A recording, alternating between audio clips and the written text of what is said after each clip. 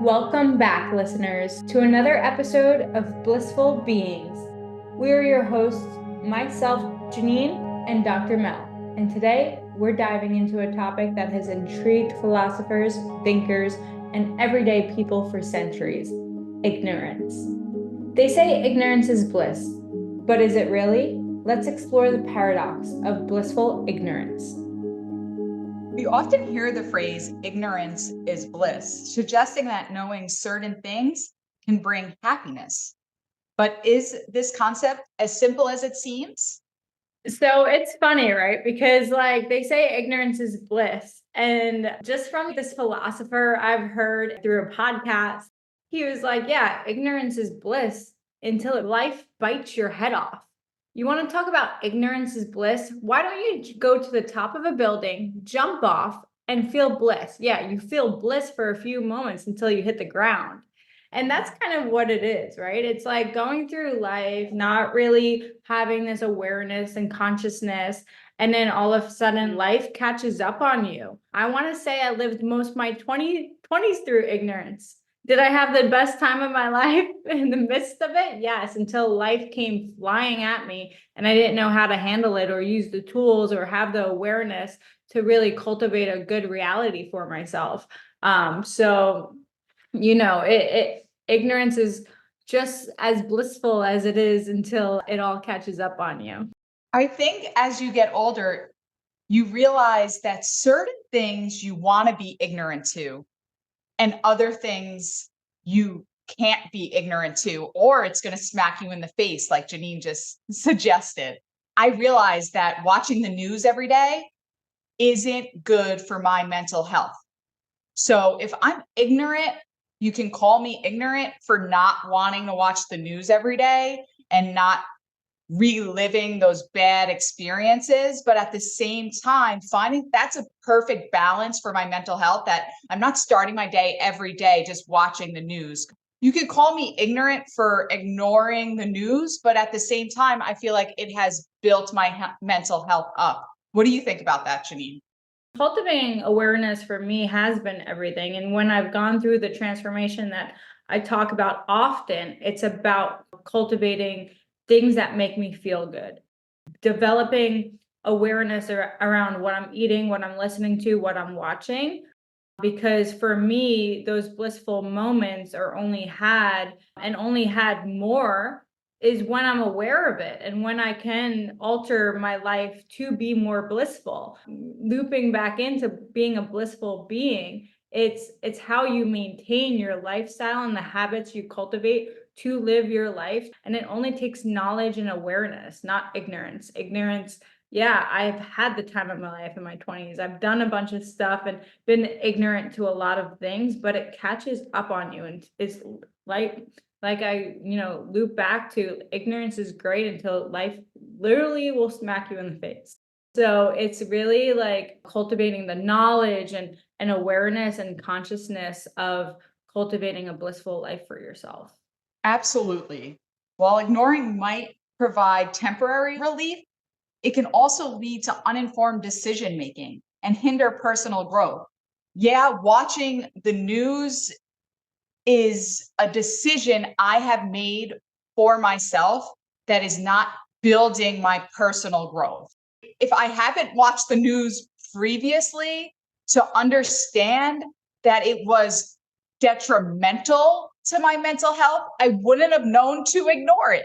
They Yeah. like to go through life like, I'm okay. Yeah, I have good days. I have bad days. I think it takes a certain person that's gone through a transformation or gone through so many bad days and in correlation and have been through depression or been through these stuck moments. And then all of a sudden they want to wake up where this isn't serving me anymore. So I need to develop knowledge. I need to develop tools and tricks of how not to live in these bad moments or have less of these bad moments.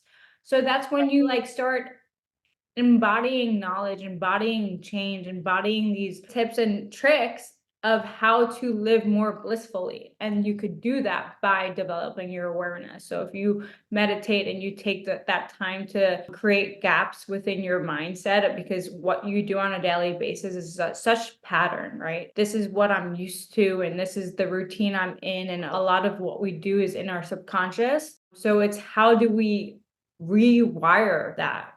Just change that.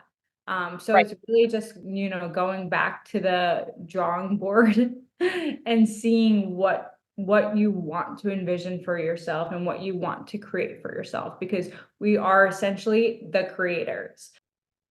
Janine, so I feel like we've made it pretty clear that ignorance is not bliss. So what is ignorance?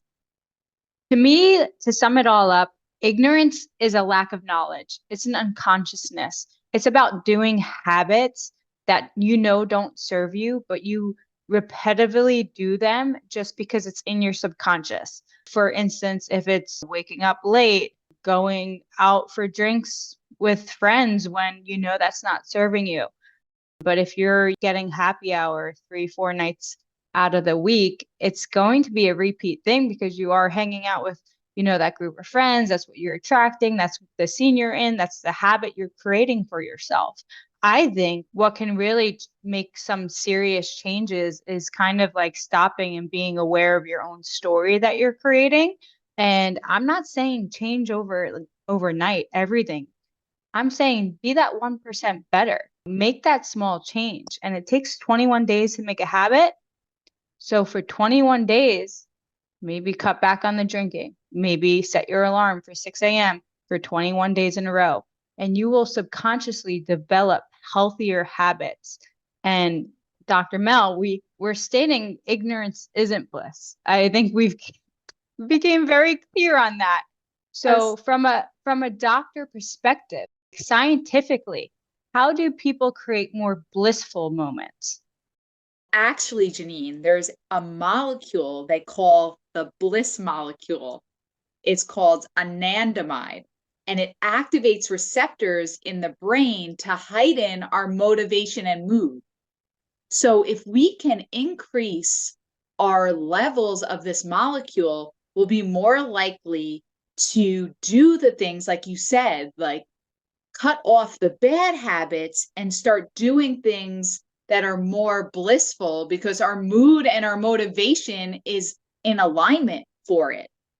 So simply by even just exercising for 2 minutes a day, it will increase the production of this molecule and improve the receptor sensitivity in our brains. Wow, I love that. And really to sum this all up, it is kind of crazy because especially when you start reading like biographies of all the most successful people in the world, you realize they're no different from me and you. They're no different from the ordinary person. We all have the same power. What our power is our results of our habits. And if we can develop these strong, good habits, we can really take ourselves to, you squared, you 2.0, the future you that you really want to hold for yourself is in these small changes to become the better version of yourself. Right. These simple choices that we can make on a daily basis. We all know to exercise and eat the right foods, but we get into these patterns of doing the wrong thing and we spiral down these negative patterns. So we need to reverse that cycle by just making simple habits to go in the right direction, and our bodies will physically, scientifically change to allow that spiral in a good direction. I love that. You guys, 21 days, that's all it takes is to develop those healthy habits and start changing yourself today. Thank you for listening to Blissful Beings with Dr. Mel and myself, Janine. If these episodes resonate with you, please show us support by subscribing to our channel and sharing our podcast with a friend. You can also connect with us over Instagram at livewellwithdrmel and at Janine Cassio. We look forward to keeping in touch.